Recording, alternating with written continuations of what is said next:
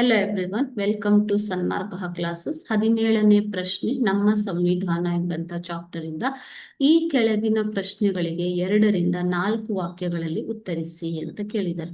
ಸ್ವಾತಂತ್ರ್ಯ ನಂತರ ಭಾರತ ಎದುರಿಸಿದ ಸವಾಲುಗಳು ಯಾವುವು? ನಮ್ಮ ದೇಶವು ಭಾರತವು ಸ್ವಾತಂತ್ರ್ಯ ನಂತರ ಅನೇಕ ಸವಾಲುಗಳನ್ನು ಎದುರಿಸಬೇಕಾಯಿತು. ಅದರಲ್ಲಿ ಪಾಕಿಸ್ತಾನದಿಂದ ಬಂದ ಈ ಸಮಯದಲ್ಲಿ ಪಾಕಿಸ್ತಾನದಿಂದ ಬಂದ ವಲಸೆ ಬಂದಂತಹ ನಿರಾಶ್ರಿತರಿಗೆ ಪುನರ್ವಸತಿ ಕಲ್ಪಿಸುವುದು ಒಂದು ಮುಖ್ಯ ಸಮಸ್ಯೆ. ದೇಶೀಯ ಸಂಸ್ಥಾನಗಳ 567 ಸಂಸ್ಥಾನಗಳಿದ್ದವು ಭಾರತದಲ್ಲಿ.